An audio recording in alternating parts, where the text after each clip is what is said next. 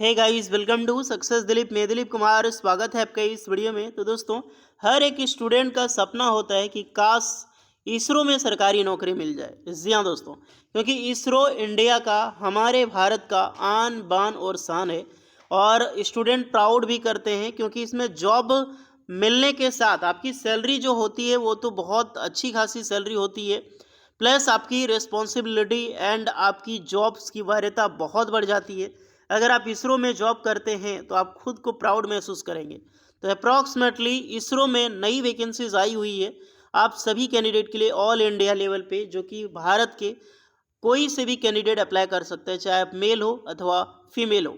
ITI student के लिए technician B and various post of draftsman B.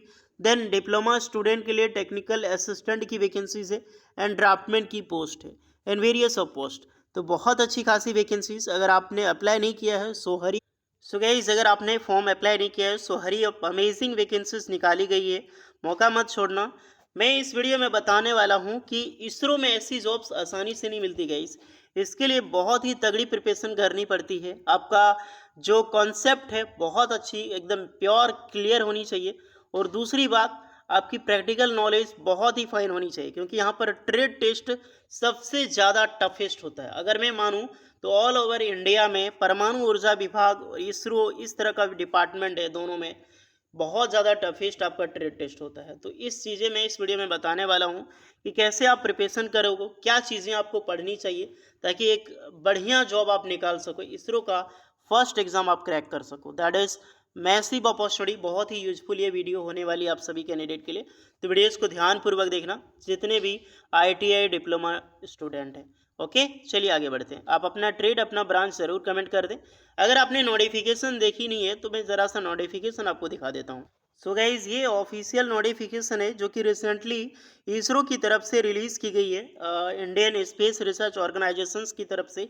इसका department है आपका HSFC, यानी कि ह्यूमन स्पेस फ्लाइट सेंटर। यहीं से परमानेंट सरकारी नौकरी के लिए वेरियस नंबर ऑफ पोस्ट पर वैकेंसीज निकाली गई है, जिसकी लास्ट डेट 9 अक्टूबर तक है। तो आपके पास अभी भी 2 दिन का टाइम है। अगर आपने फॉर्म अप्लाई नहीं किया है तो डायरेक्ट अपॉर्चुनिटी जाकर पहले फॉर्म भर लो।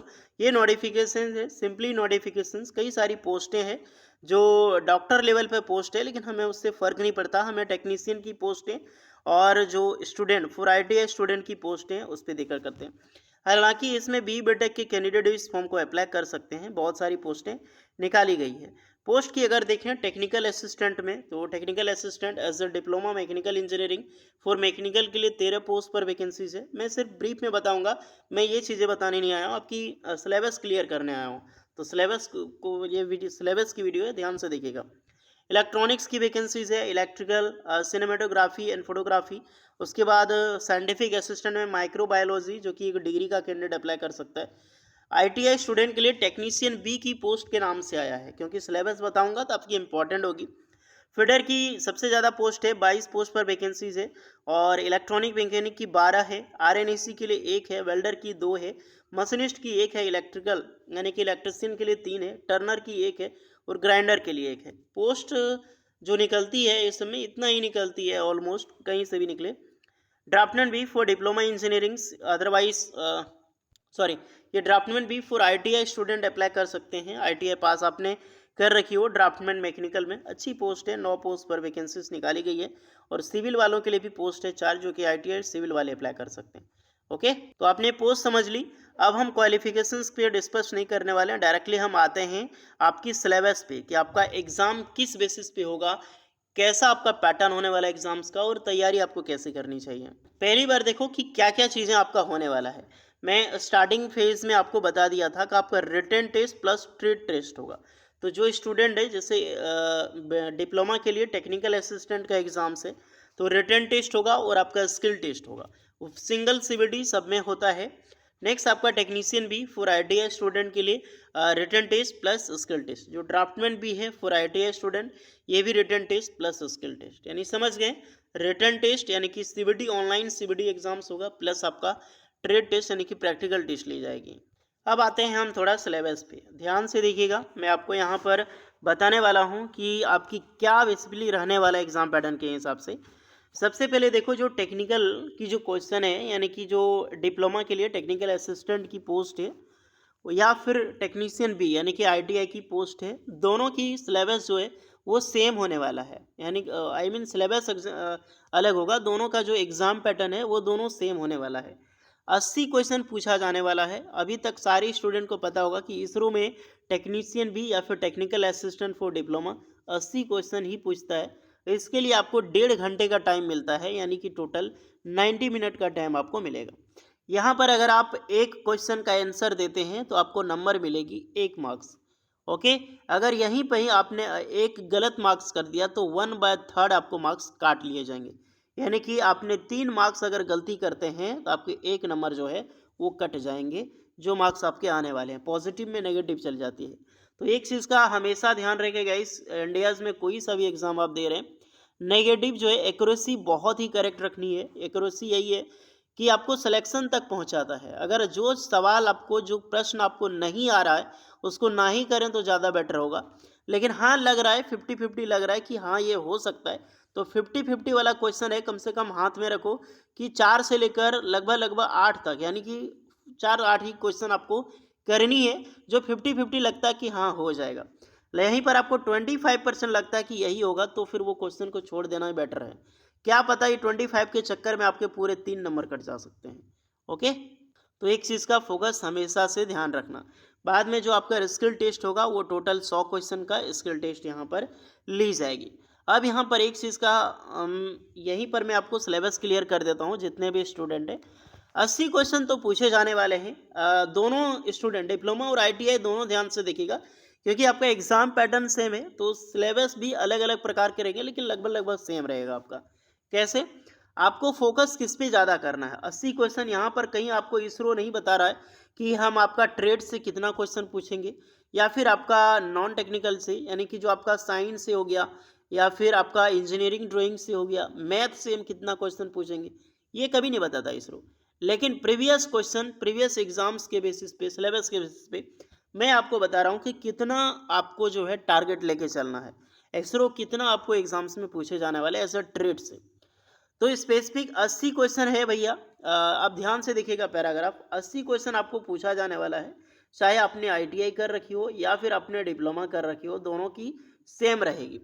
80 क्वेश्चन में जो आपका ट्रेड से रहेगा, जो सिर्फ आईटीआई ट्रेड, मान लीजिए आपका इलेक्ट्रिशियंस है, आपका फिटर है, आपने वेल्डर किया है अपनी ट्रेड से, यही आपने डिप्लोमा किया तो मैकेनिकल, इलेक्ट्रिकल जो भी आपका ब्रांच है उससे रिलेटेड जो क्वेश्चन होगा लगभग यहाँ पर 65 से 70 क्वेश्चन पूछी जाती है। कभी कभी ये संख्या 75 भी होती है, 5 ही अदर क्वेश्चन होता है। लेकिन जो आपका कम से कम हाथ में लेके चलो कि ये अदलती बदलती रहती है ना, कोई चीज़ फिक्स नहीं है कि इतनी रहेगी, फिर भी लेकिन हाथ में चलो कि कम से कम 65 से 70 क्वेश्चन जो होगा अप्रॉक्सीमेटली 70 क्वेश्चन, मान लो कि 70 क्वेश्चन जो होगा वो सिर्फ आपका ट्रेड से रहेगा, आपका प्रैक्टिकल से रहेगा।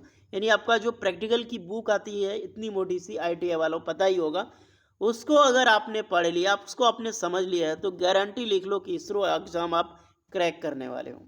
ओके, अब जो बचते हैं 10 से 15 क्वेश्चन, मैक्सिमम 10 क्वेश्चन, 15 क्वेश्चन नहीं, 70 मान लो कि आपको आईटीआई ट्रेड से पूछ लिए जाते हैं, क्योंकि आईटीआई ट्रेड से ही ज़्यादा होता है यार। उसके बाद जो 10 क्वेश्चन आपके बचते हैं, चाहे आपने डिप्लोमा हो या फिर बीटेक हो, एक आपका होता है, बुक होती है, वो भी मोटी होती है, वर्कशॉप कैलकुलेशन एंड साइंस। ये जो क्वेश्चन होता है वर्कशॉप कैलकुलेशन एंड साइंस, इसमें आपकी साइंस से क्वेश्चन पूछी जाती है। साइंस से क्वेश्चन, जितनी भी क्वेश्चन रहेगी या फिर कैलकुलेशन की, वो सिर्फ कैलकुलेशन टाइप का होता है, यानी कि मैथ टाइप का क्वेश्चन होता है। और मैथ जो होता है वो सिर्फ फिजिक्स में होता है।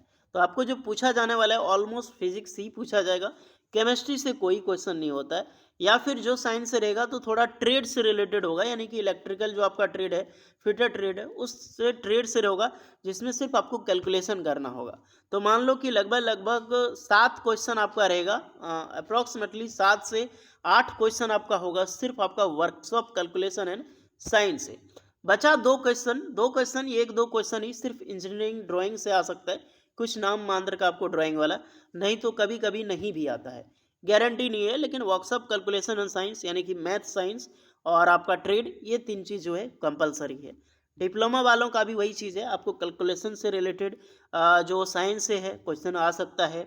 जो आपका ट्रेड से जुड़ा जुड़ा हो वही क्वेश्चन पूछा जाएगा, वो भी आप कैलकुलेशन टाइप का, यानी कि मैथ। एंड 1 से 2 आपका इंजीनियरिंग ड्राइंग में पूछा जाएगा। ओके, तो मैंने आपकी क्लैरिफाई कर दिया है कि आपको एक्चुअली में पढ़ना क्या है, फोकस किस पे करना है। आपको जब 70 क्वेश्चन ये पूछ रहा है तो अप्रॉक्सीमेटली 90% यहीं से प्रश्न आ रहा है, तो 90% आपको फोकस करना है ओनली ट्रेड पे, 10% फोकस करना है आपको किस पे, वर्कशॉप, कैलकुलेशन एंड साइंस पे। इंजीनियरिंग ड्राइंग का कोई भी स्टूडेंट तैयारी नहीं करेगा 1-2 मार्क्स के लिए, आपको कहीं नहीं जाना है। 1-2 मार्क्स छूट जाए तो ज़्यादा बेटर है, कोई दिक्कत नहीं। कई सारी प्रश्न होते हैं जो छोड़ने वाले होते हैं, और स्टूडेंट उसमें माथा खपाता है कि ये नहीं बन रहा है, ईगो में आ जाता है। वही एग्जामिनर का ईगो चलता है, एग्जामिनर का दिमाग वहीं चलता है ना, क्वेश्चन बीच में ऐसा ऐसा डाल दिया जाता है जिसे आप बनाना ही नहीं है, उसको छोड़ना है। तो ऐसा ही मान लो इंजीनियरिंग ड्राइंग का ना ही बनाओ तो बेटर है। आपको फोकस करना है 90% अपनी पढ़ाई पे, ओनली ट्रेड पे। 10% आपको देनी है सिर्फ वर्कशॉप, कैलकुलेशन, साइंस पे, जो मेजरली आपकी सब्जेक्ट से, जैसे आपका इलेक्ट्रिकल है तो इलेक्ट्रिकल से जो रिलेटेड साइंस में चैप्टर है उसे पढ़ लो, कैलकुलेशन पढ़ लो, क्वेश्चन वहीं से आएगा। अगर आपने फिटर किया तो फिटर से चैप्टर जो है मैकेनिकल जो मिलता जुलता वो पढ़ लो, उसी से प्रश्न आएगा। ओके गाइस, तो सारी चीज़ें मैंने बताई है, पढ़ना क्या है अब आपको समझ आ गया होगा, और कौन कौन से चैप्टर पढ़ने हैं ये भी समझ आ गया, क्योंकि आपको ट्रेड पूरा रट लेना है, पूरा कॉन्सेप्ट आना है। आई मीन बार रटना नहीं है, रटने से ट्रेड कुछ नहीं होने वाला है। आपको कंसेप्ट दिमाग में याद होना चाहिए कि इसका कंसेप्ट क्या है, तभी आप ट्रेड क्वालिफाई कर सकते हैं, क्योंकि आपको स्किल टेस्ट भी देना ना। जब कॉन्सेप्ट क्लियर नहीं होगा ना तो आप स्किल टेस्ट नहीं दे पाओगे, तो स्किल टेस्ट भी तैयारी करनी है साथ में, क्योंकि स्किल टेस्ट इसरो का टफ होता है।